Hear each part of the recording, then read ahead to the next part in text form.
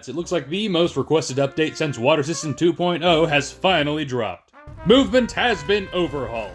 Our scavs have put a dramatic amount of effort into improving their footwork, and now can dance across the battlefield at ludicrous speed. If that wasn't good enough, they rebalanced the stamina system, and adjusted some of the movement delays and actions like mantling, to make moving around the battlefield, particularly with Scav Girl, very smooth. Now, one piece of advice if you're trying to use this new freedom to its greatest extent is to disable the 180 turnaround feature. It's now entirely irrelevant, it was never all that useful, and it will get you killed. Or at the very least make killing things harder. On top of the movement upgrade, we have improved camera controls in the form of free cam. Whenever you're idle, the camera will now detach from your scavenger's perspective, which is great for cinematic purposes, but also allows you some pretty unparalleled situational awareness. And your scavenger will turn with basically no delay to follow the camera when you want to move again. And on top of that, we have field of view controls, allowing us to adjust from a open skies, clear and wide perspective all the way down to autistic hyperfixation. But these aren't the only features that have been added. One thing that I'm pretty sure every scav's gonna get is the new manufacturing booster. Manufactured by Zavax, apparently, despite the fact that we had to build it ourselves.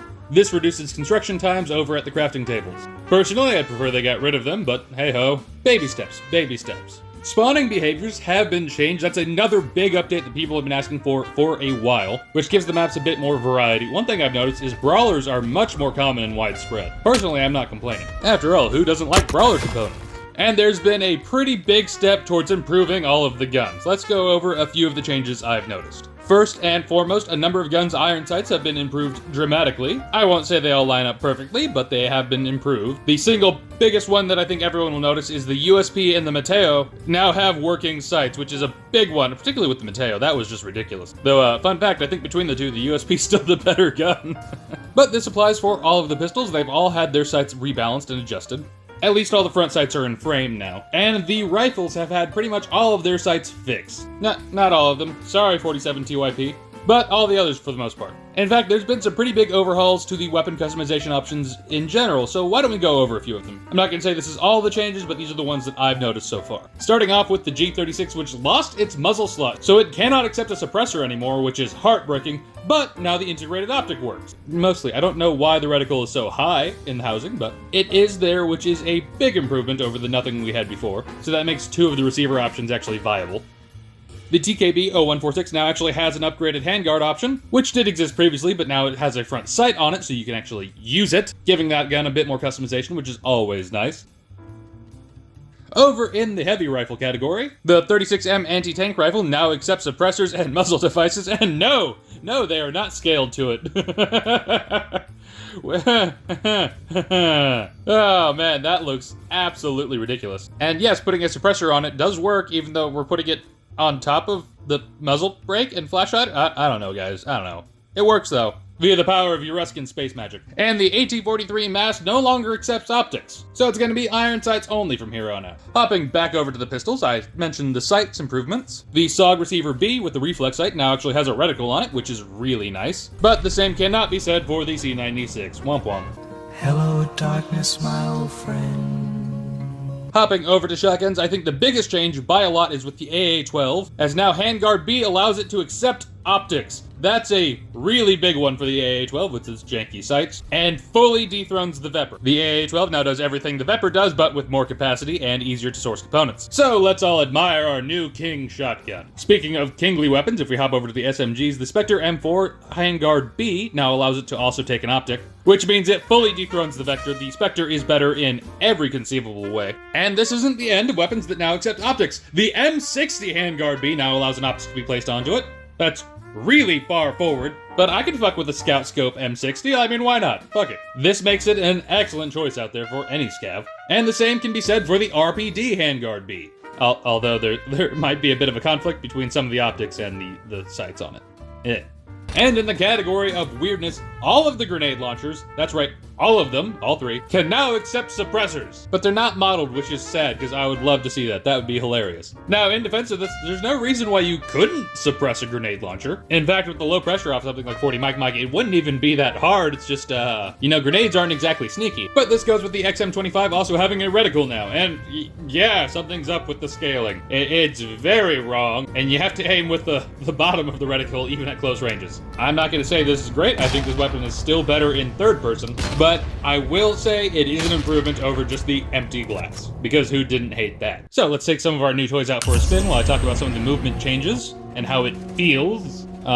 In a word, amazing? Particularly with Scav Girl, no surprises there. This update was always going to benefit her and Shaman the most. Strafing is very impressive and very freeing, although spray speed is reduced while aiming or firing weapons, which I think balances out nicely, because otherwise I would be completely unstoppable. As I said, the 180 turnaround is now more of a liability than anything else, and since we turn so quickly now, it's kind of irrelevant anyways, at least for keyboard and mouse users. And stagger recovery times from jumping and mantling have been reduced significantly. You can start sprinting as soon as you reach the top of a mantle, which is great for ditching cyborgs. Mechs now have, improved AI, particularly for advancing up on you and stomping on you. Bye, Scav Girl. And while the lighter characters do get the best improvement from the movement upgrade, even Bagman's doing pretty well, and look at this, look at the bunny hops. With the new stamina adjustments, it actually starts recovering before you land a jump, meaning you can just bunny hop across the battlefield if you so want to. And then on top of all of the big overhauls, they also did some bug fixing, as per usual with the updates. Mostly multiplayer fixes, but also some improvements to the opals. That'll probably actually make some people sad, because watching them detonate upon landing is hilarious. Overall, to wrap up, I must say, subjectively, I am hyped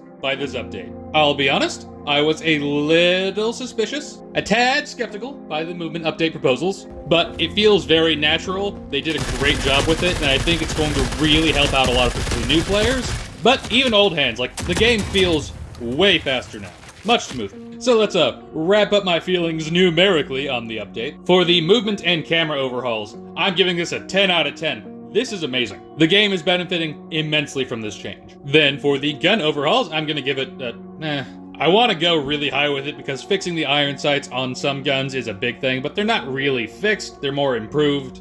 Like, some of them work perfectly now, but a lot still don't. And some of the customization changes are wonky, so I'm gonna give this one a 7 out of 10. Which is lower than most people would suspect from the iron sights improvements, because that's a big gripe of mine, but yeah, there's some weirdness there.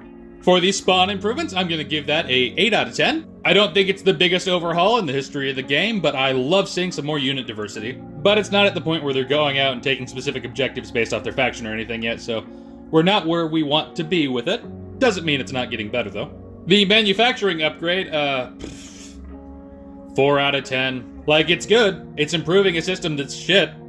But the real-world wait timers, they just, encourage you to go do something other than play the game. And while this makes that less relevant, it doesn't make it irrelevant. Like, if the manufacturing booster made all upgrades instant, I would rate it way higher. Although there's still the innards upgrades, which have their own problems. Waiting multiple days to get an upgrade that you've been grinding for is lame. You know what, I'm convincing myself this is worth it. I'm giving it a 2 out of 10. I'm disappointed in the booster. Fundog, if you gave me an update that got rid of the real-world wait timers, I would rate it 20 out of 10. Like, come on now. And then for the bug fixes, they fixed one bug in particular, which is the water transfer bug, where your game would freeze up on the sending water whenever you tried to give some to another player in multi. And since I've been donating a lot of stuff lately, water included, that improves my life quite a bit, actually. So I'm gonna give you a 9 out of 10 for that one. Good job. Bringing us to an aggregated score, subjectively, of 7.5 out of 10. Can you tell I don't like the real-world wait timers? Because if they hadn't been brought up at all, I would have given this update an 8.6 with that scoring. Alas, my positivity only goes so far. Which is still pretty far, to be honest. I'm